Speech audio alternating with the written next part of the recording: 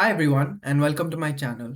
By the end of this video, you will be able to remove duplicates using Excel with three approaches depending on your use case.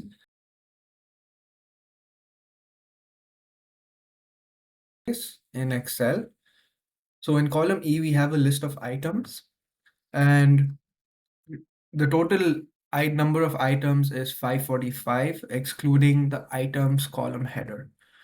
So let's see how we can use the Excel interface for this.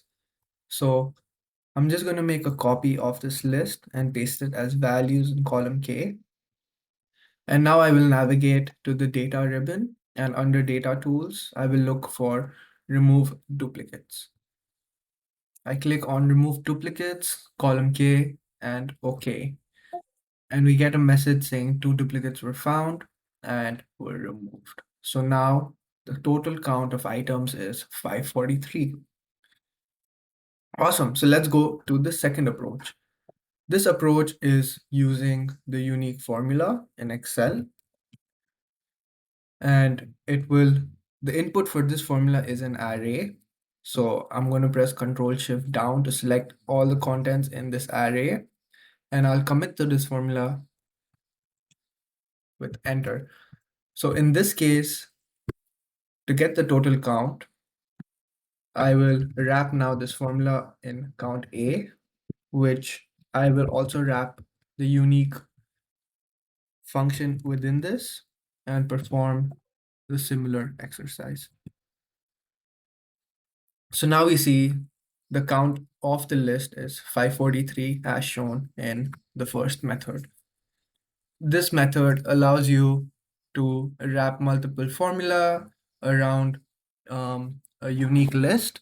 So essentially in column J, you're seeing a distinct count. And it can also be used for further manipulation and data cleaning efforts without modifying the existing source. The third approach is using Power Query.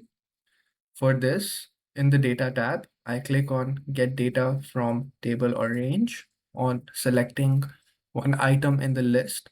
And the table does have headers, which is item, so I'll leave that checked. I'll click OK. After converting it to a table, it opens up Power Query Editor, and it identifies this list as a text. So now all we need to do is click on this drop down over here on the top left of the items column header. We see this option remove duplicates, and voila, applied step is performed. To verify the duplicates have been removed, I go to the transform tab and click on count rows, and we see this matches our previous results.